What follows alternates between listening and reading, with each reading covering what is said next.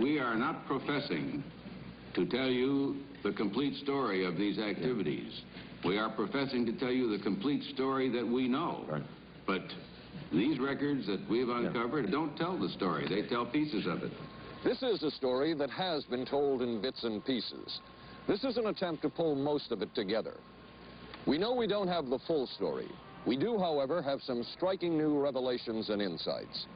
The story begins here, just off the nation's front yard, the Mall.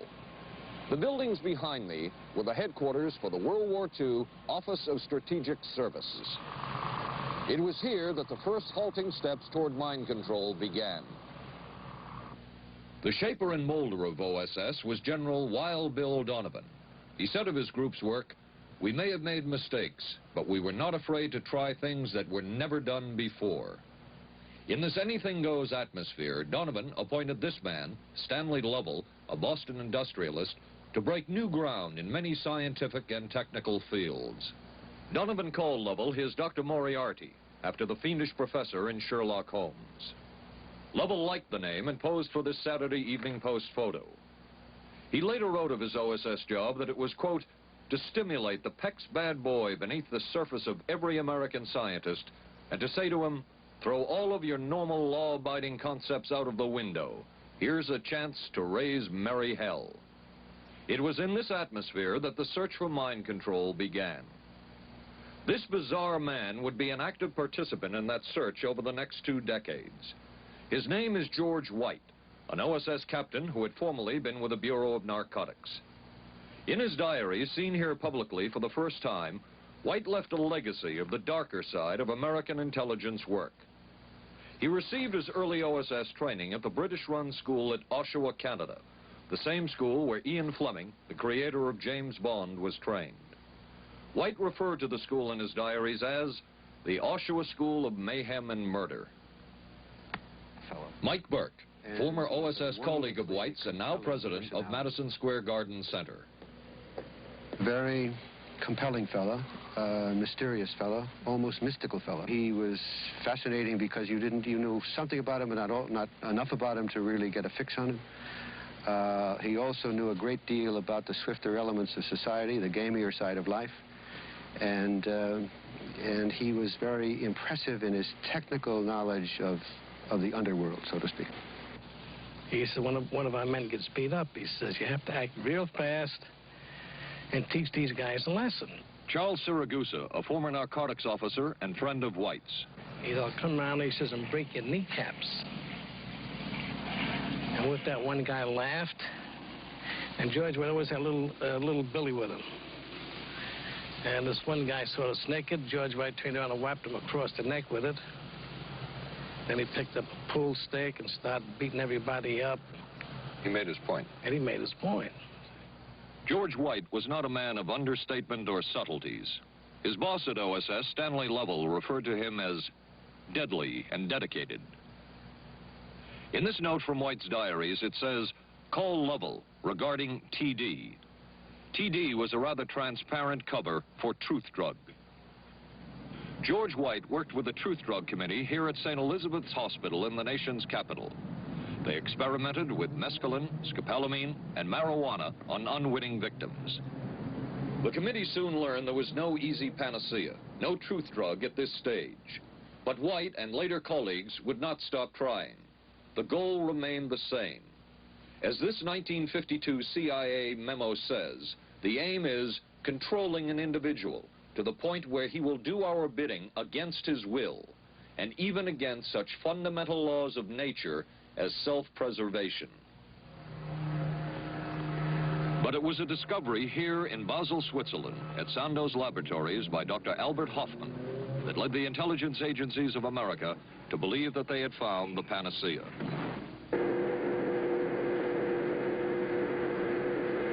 The discovery was lysergic acid diethylamide, LSD. The film that you see is considered by many experts to be the closest illustration of the effects of a hallucinogenic. It was one of the first times that anybody had run into a powerful drug that was different than anything else that they knew anything about, John Gittinger, recently retired chief psychologist for the CIA. This is the first time Gittinger has been interviewed publicly. We could disable a whole city by putting a very small amount on a water supply. After all of these years of us, those of us who are involved in then looking for this secret drug, this was the only thing that began to look for the first time like it might be something like that.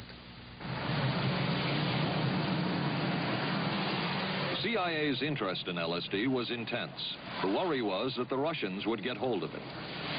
Were the Soviets into LSD? I'm going to have to say I'm sure they were, but if you ask me to prove it, I've never seen any direct proof of it. But at one point, intelligence information received from Switzerland said that Sandoz Laboratories was about to put 100 million doses of LSD on the open market. And it caused enough concern within the agency that the United States was prepared to buy the entire supply. However, a slight mistake had been made. The mistake is made public for the first time. I just found out on a new CIA document that there were no such large quantities of LSD on the market. John Marks has filed numerous Freedom of Information suits against the CIA and has unearthed much new material. He is the author of The Search for the Manchurian Candidate, a history of intelligence agency work with mind control. He is a consultant for this report. What happened is that there was a military attaché in Switzerland, an American officer, who got milligrams and kilograms mixed up. In other words, he made a mistake of thinking 1/1000th of a gram was the same as 1,000 grams, which is a mistake of 1,000,000 times. So when the CIA got the intelligence that there were 100 million doses on the market, in fact, there were 100 doses. The man who would oversee the CIA's research into drugs and most of the agency's behavior programs is this man, Dr. Sidney Gottlieb, a chemist. Dr. Gottlieb declined ABC News' request for an interview. In their never-ending search for the miracle weapon, CIA operatives searched here in the remote mountain areas of southern Mexico for what up to then had been considered a myth, magic mushrooms. They used this man, a part-time chemist for the CIA, to dupe this man, a vice president of a bank and an amateur mycologist or mushroom expert, to try to get to the magic mushrooms and turn them into a drug. But it would be the amateur, R. Gordon Wasson and his colleagues, who would win the race and develop the drug psilocybin from the magic mushrooms. We went into the Mazatec area, far from the highways, remote from Mexico City. There we found that rotten bagasse, as it's called, bagasso, covered with mushrooms. These mushrooms I didn't know, had never seen. They were the sacred mushrooms. Wasson would also discover and record the ancient mystical rites of the mushrooms from a local shaman or magical priestess, Maria Sabina. And we were seeing incredible sights. They would go slowly or they would go fast as I ordained. All your senses are rendered acute. We say that you see visions, you see hallucinations, but that doesn't begin to tell the story. The hallucinations are only part of it. You hear sounds, you smell things. The night was thrilling. Word of Wasson's discovery reached the CIA quickly. Dr. James Moore, a University of Delaware chemist, secretly served the CIA preparing deadly chemicals on short notice. Moore was instructed to get close to Wasson and accompany him on another trip to Mexico to get the magic mushrooms. Internal documents show the CIA felt a drug derived from the mushrooms could remain an agency secret. What in the world were they looking for with the magic mushrooms? I think the best answer to that is that they were looking for fundamental information on compounds that would be capable of causing changes in behavior, changes in mental attitude. Did you ever consider what would have happened if any of these substances were given to, say, unwitting people? Oh, I don't remember having considered that specifically. What if you, I trust perhaps you've thought about it. Well, I haven't worried about it. Your question again, what would I have thought had I known that any of these substances would have been given to unwitting persons? You mean a hostile agent of another government? No, I mean think that was probably one of the things they had in mind. I mean testing it out on an American citizen. I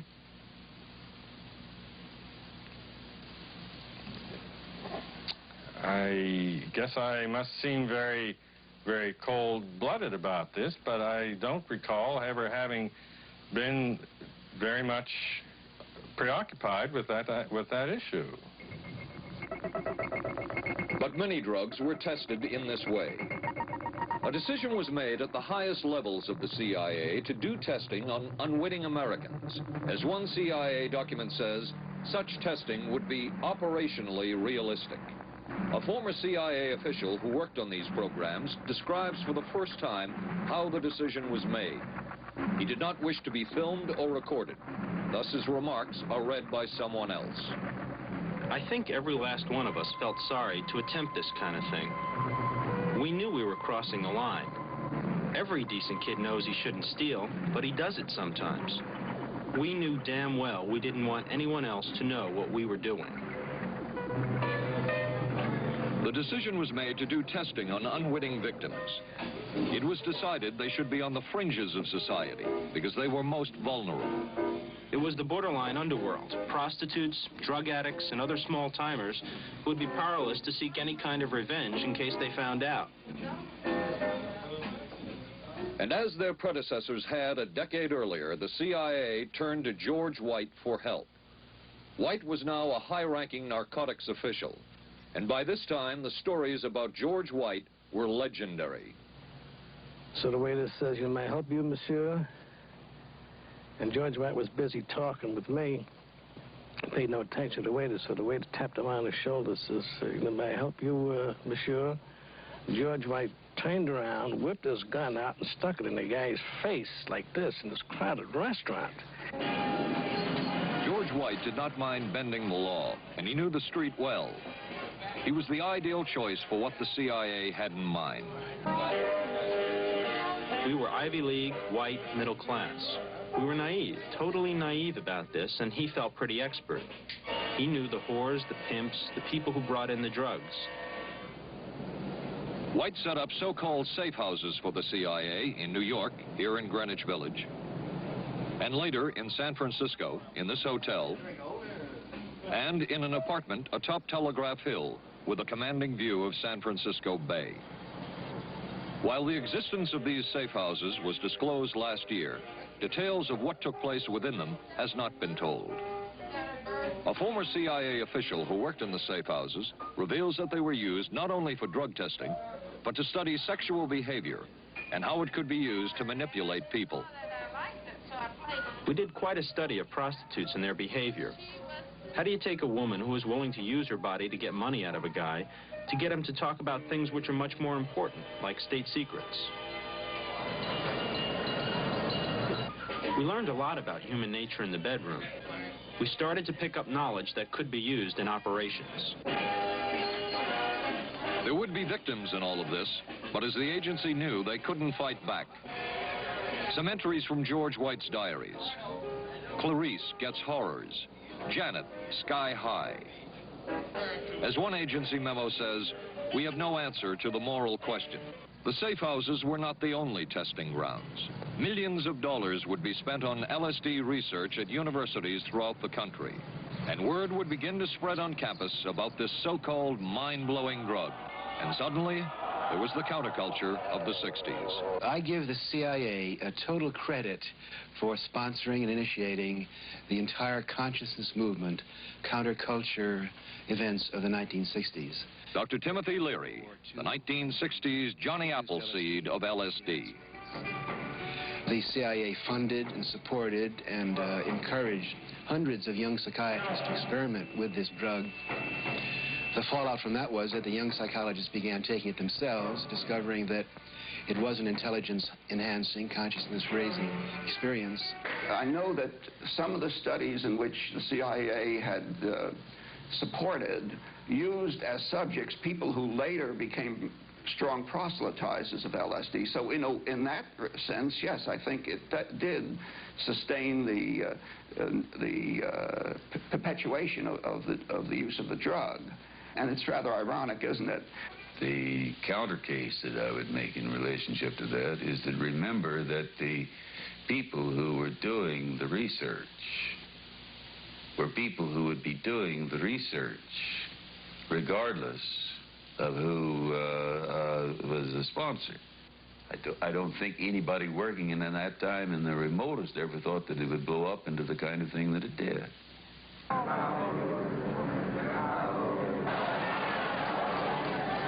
History will judge the role of the CIA and other intelligence agencies in unwittingly contributing to the counterculture of the 60s through their intense interest in LSD and other hallucinogenics. But for the moment at least, the argument can be made that the CIA helped usher in the age of Aquarius.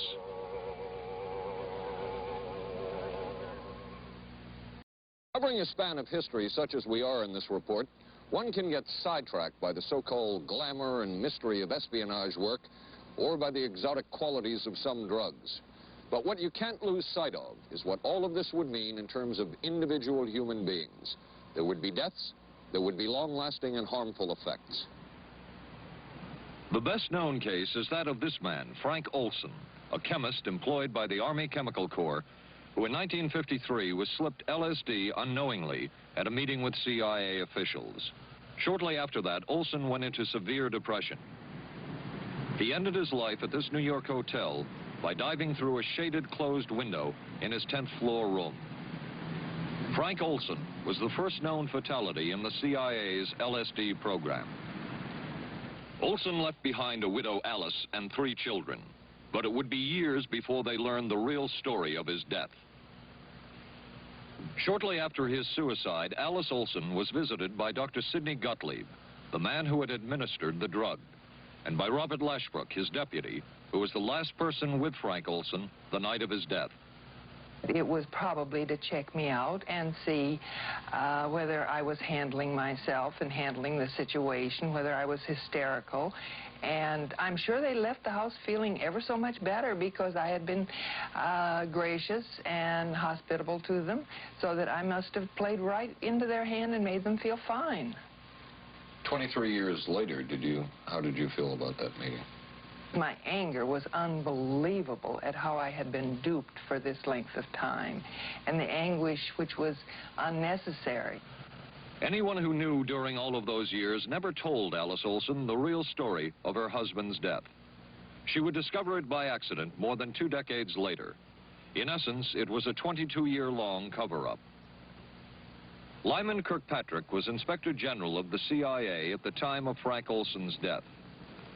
But had not the Olson case occurred within the secret confines of the CIA, would not this case have been a prosecutable case? Perhaps manslaughter? I would think very definitely prosecutable, and certainly from the point of view of Mr. Olson, why it should probably have been actionable. Frank Olson's suicide slowed down the CIA's testing of LSD and other drugs, but only momentarily. The CIA was not the only government agency interested in the possibilities LSD and other drugs presented for mind control. The Army Chemical Corps first started working with the CIA and then branched off on its own. It, too, tested drugs on unwitting victims, and a death would result. The case of this man, Harold Blower, a tennis pro, seen here with his daughter Elizabeth, is well known. In 1953, Blower was a private patient at the New York State Psychiatric Institute. He was given 5 injections of a mescaline derivative that was being tested secretly for the Army Chemical Corps. With the 5th injection, Harold Blower died. As with the Olson case, a 22-year cover-up followed, until finally the Army admitted the real details of Blower's death. Since the initial news stories of Harold Blower's death, close to 5,000 documents, previously classified, have been released by the Army and obtained by ABC News. They provide valuable insight into Army activities at the time of Blower's death and where the Army went from there with their own drug testing program. From a previously classified deposition of Dr. James Cattell, who administered the mescaline derivative, on the purpose of the drug testing, to produce symptoms similar to those that you see in schizophrenia, on how much the patient knew about all this. We didn't delineate all the possibilities of what might happen because then you contaminate your experiment. Cattell then relates that he never even knew what drug he had given Harold Blauer because of the secrecy of the Army experiments. We didn't know whether it was dog piss. This was secret. This was a secret. We weren't in on it. We asked Blauer's daughter Elizabeth for her reaction. What? How can anybody react to that? I mean, that is so far from what you'd expect from a human being, never mind a doctor, never mind a professional specialist who's supposed to care about people's minds. It's unbelievable. A suit filed by Elizabeth Barrett against the Army Chemical Corps is now pending in federal court. Other Army experiments continued on mental patients around the country. Work done at the Tulane Medical Center in New Orleans involved several drugs, hallucinogenics, and electrodes implanted in the brain. The chief researcher was Dr. Russell Monroe, now head of the psychiatry department at the University of Maryland. These are various progress reports written by Dr. Monroe and recently obtained by ABC News. From one of the progress reports, a report of a woman who had electrodes implanted in the brain and was then given LSD and other drugs. She became agitated, cried, lapsed into a trance-like state.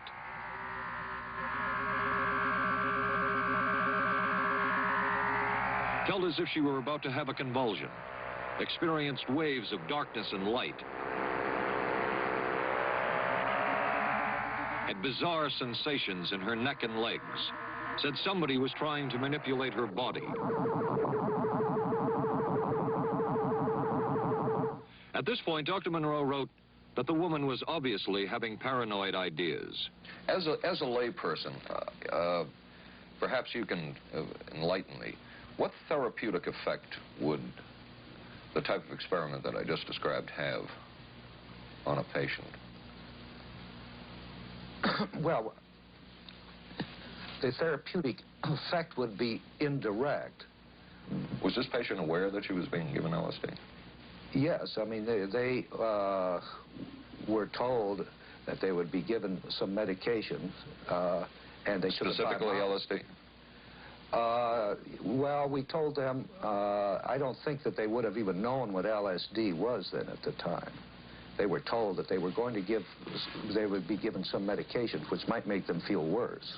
Dr. Monroe, what do you think the Army Chemical Corps was looking for in all of this testing? They were looking for an incapacitating agent, an agent that would not harm the person permanently, but would incapacitate them temporarily. That seemed like a humanistic way to wage a war, if war is necessary. When James Thornwell was given LSD by Army intelligence in 1961, this time it was no experiment. This time the express purpose was to peel back Thornwell's brain to bear any secret within it. This time the Army had gone operational. Thornwell, as reported on ABC last January, was an Army private stationed in Orléans, France. Classified documents were missing from his unit. Thornwell became a suspect. His 2.5-month interrogation included administration of sodium pentothal, hypnosis, isolation, and deprivation of sleep. Army documents obtained by ABC News refer to this interrogation as conventional. Despite this severe questioning, Army intelligence was getting nowhere with Thornwell, and it was decided to slip him LSD. For 16 years, Thornwell never knew what had hit him. Tell me about the acid. I'd rather not. It's a bad trip. It's a bad trip. That was a bad trip. The pain was so excruciating. Felt like somebody was sticking me with 1,000,000 pins. You know, just everywhere. Oh, it just...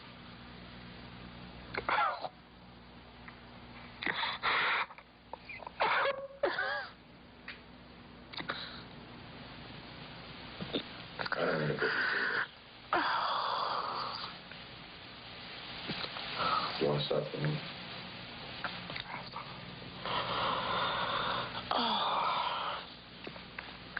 I walked around. What's that? Oh, I can talk. I'll live through it. I'll live through it. I'll live through it. No charges were ever brought by the Army against Thornwell. He was discharged for psychological disorders.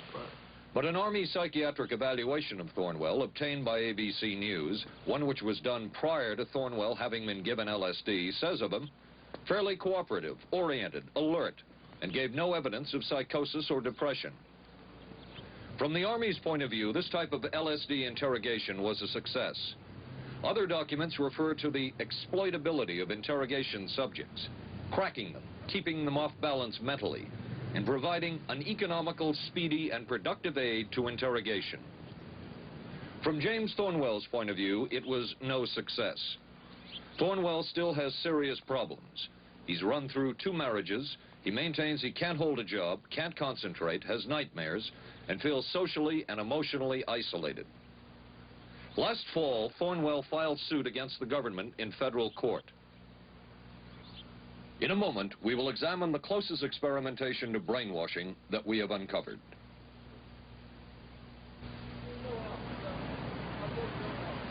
By far, the most chilling experiments we have uncovered took place at this Gothic estate called Ravenscrag, halfway up Mount Royal in Montreal.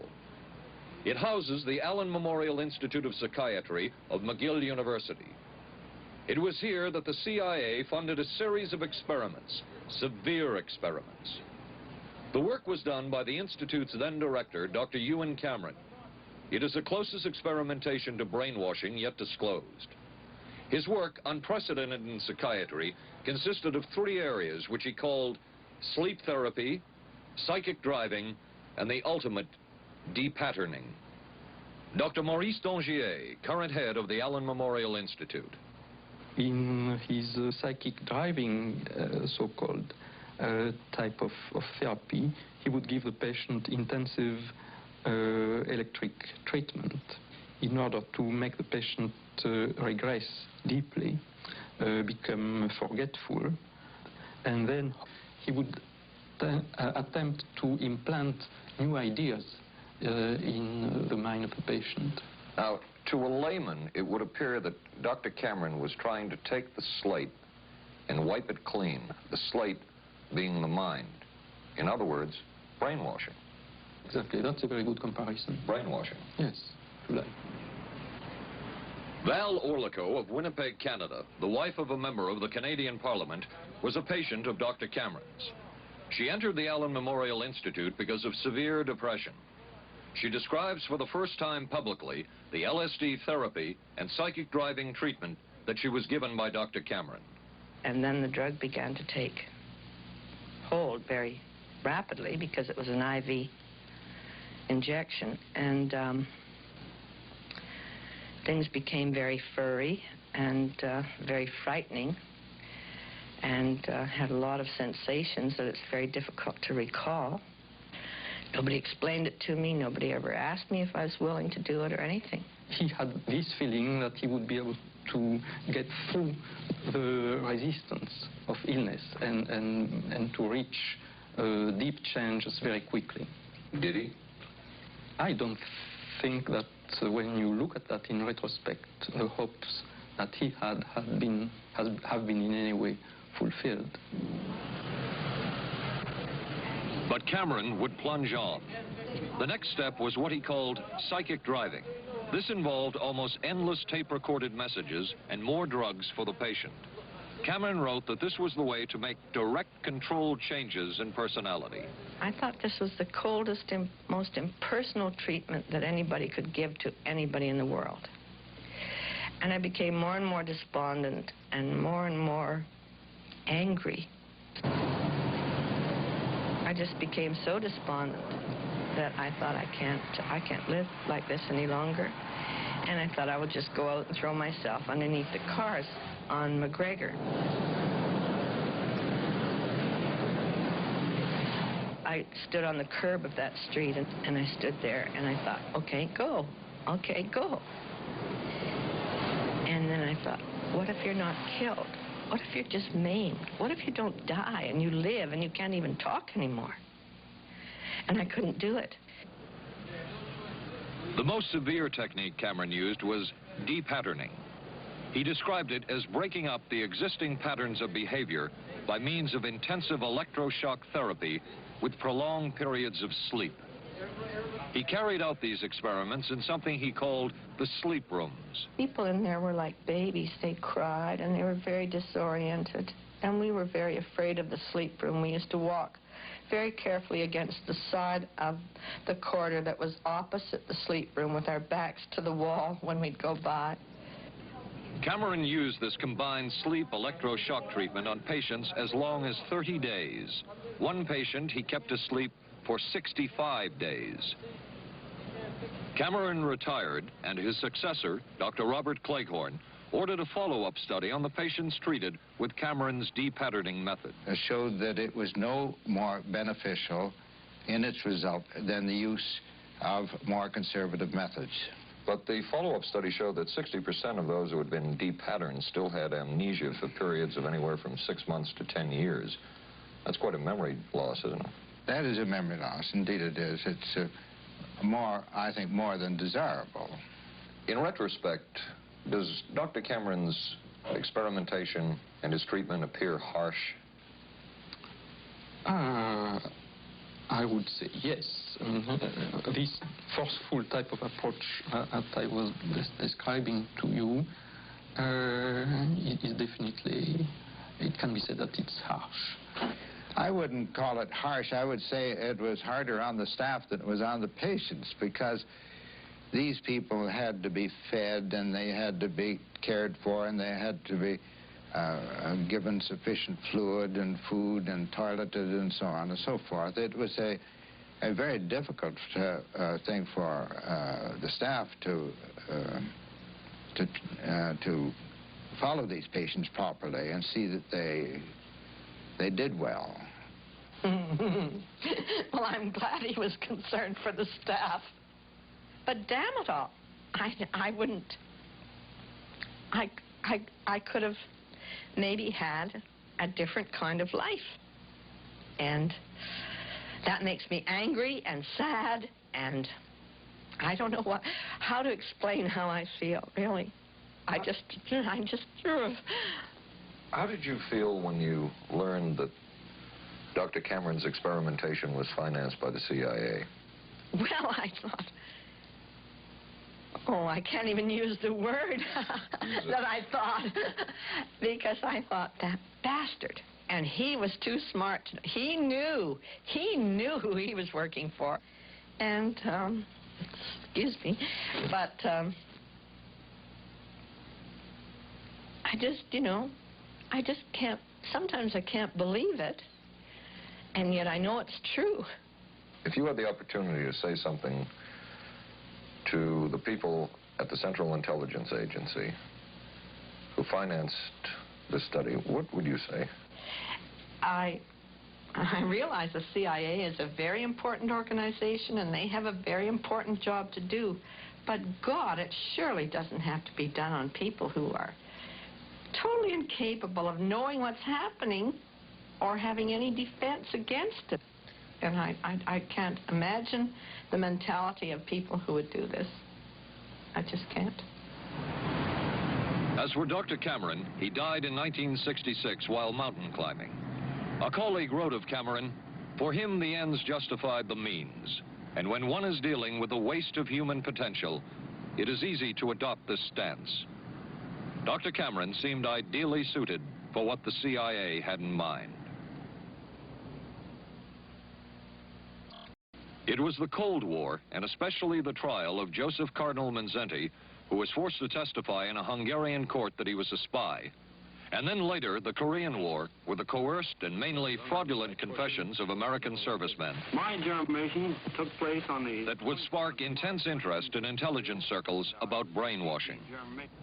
The CIA secretly commissioned a study of communist brainwashing methods at the Cornell University Medical Center.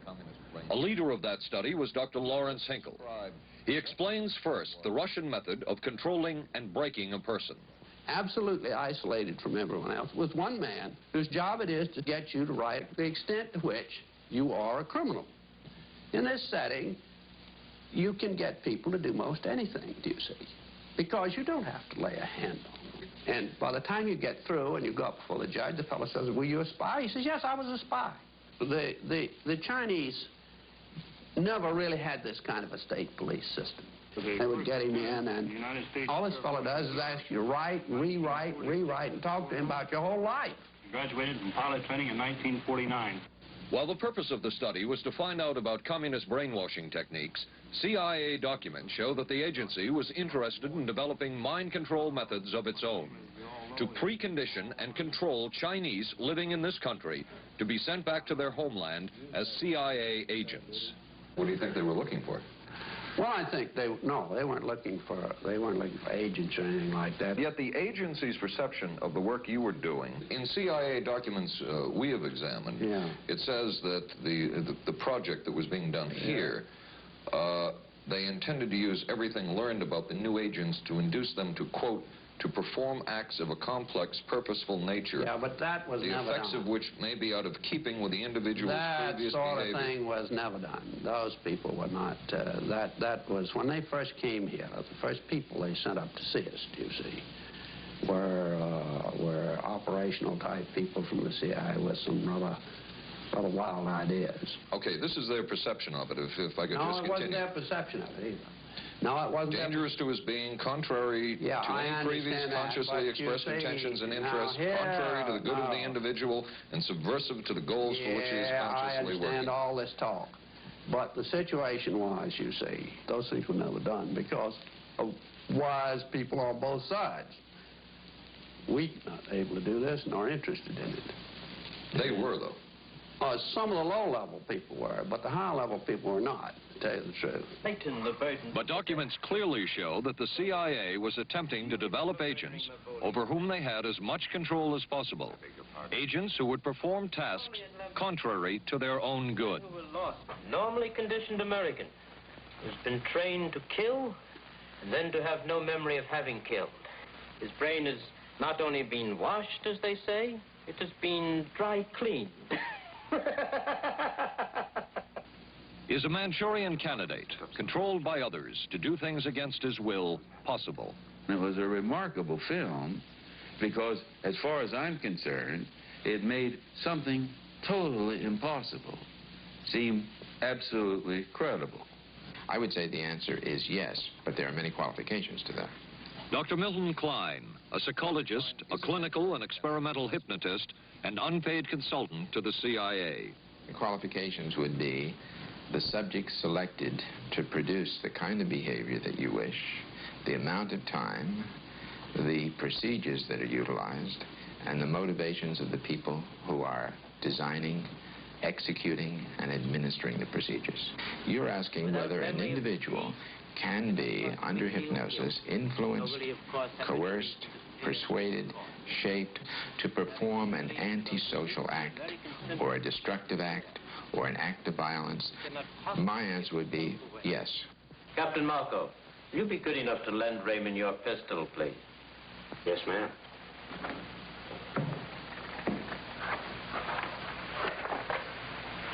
Thanks, Ben. Sure, kid. Shoot Bobby, Raymond. Through the forehead. Yes, ma'am.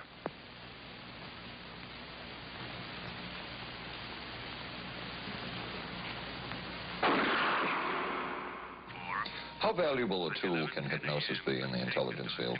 None whatsoever. It has absolutely no use because nobody's ever been able to do that I know of, do it in an operationally feasible way. I'm not in any way saying that hypnosis doesn't take place. I'm not saying there's nothing to it. I would say that most government agencies concerned with intelligence operations have been looking to hypnosis as a tool for a variety of purposes, one of which is to carry out and to execute certain intelligence operations on a basis where they would not have to rely completely on some of their own emotional reactions. Actually, would that entail murder? It could, if you consider that an act of killing someone under circumstances of war is murder. I think one has to define what that means. Under circumstances of peace? Under circumstances of peace, it would be murder. Another former CIA agent says that Fidel Castro at one time was considered as a possible target for a Manchurian candidate. Castro was naturally our discussion point. Could you get somebody gung-ho enough that they would go in and get him? But if you have 100% control of a guy, you have 100% dependency. If something happens and you haven't programmed it in, you've got a problem. So in the end, it was decided that a Manchurian candidate was not feasible. But the search for mind control continued. But could the mind be controlled? Perhaps not. But is human behavior predictable? In this area, the CIA did make a significant breakthrough.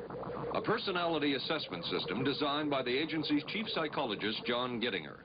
It comes close to being able to predict how humans will behave. It's really a descriptive system, an attempt to try to describe personality in a relatively systematic way so that hopefully you can get some kind of an idea to predict what the behavior between different kinds of individuals. Gittinger's system had many uses in intelligence work. One was to draw personality portraits of world leaders. Using Gittinger's system, the agency concluded the Shah of Iran is a brilliant but dangerous megalomaniac whose basic problems resulted from an overbearing father. And there were other applications. Your assessment staff played a key role in helping other governments pick their police intelligence agencies, including, we've learned, the Korean CIA, Uruguayan National Police. Can you tell us about this? No. Author John Marks. The former #2 CIA man in Uruguay told me how in 1966 John Gittinger and an assistant traveled down to Uruguay and gave the tests in order to select members of the Uruguayan intelligence service. A psychologist who used to work for the CIA told me in 1961 he personally traveled to South Korea as part of an American CIA effort to set up the Korean CIA and to give the personality tests to candidates for the Korean CIA to choose the best man for their secret police. But one of the basic functions of Gittinger's system was finding the vulnerabilities of an agent, a double agent, or a potential agent. In its applicability to intelligence work, isn't the PAS system looking for a person's soft spot? Well, of course, the answer to that is yes, but I hasten to say soft spot. This is what I consider a negative word. Of the hundreds of behavioral projects undertaken by the CIA, Gittinger's appears to have been one of the more successful and more conventional. Other experiments were not as conventional. Neurophysicist Dr. Jose Delgado was financed by the Office of Naval Research. In this experiment, the bull is sedated. Electrodes are implanted in its brain. Delgado transmits an electronic impulse to the center of the bull's brain. Delgado has remote control of the animal. Recently released CIA documents refer to the feasibility of remote control of animals and that special investigations will be conducted toward the application of selected elements of these techniques to man. Other areas were examined through the 60s and 70s. Brain surgery, psychosurgery, creation of amnesia, parapsychology, manipulation of genes. Even though past and present CIA officials have indicated this kind of work ended in 1963. And one of those who took part in these programs. Thank you, sir. In 1977, a Senate subcommittee heard testimony from many of them, but the testimony was not that revealing. According to one of them, they agreed amongst themselves to keep the inquiry within bounds that would satisfy the committee. Former narcotics officer Charles Siragusa says that he was asked to limit his testimony by the man he reported to at the CIA.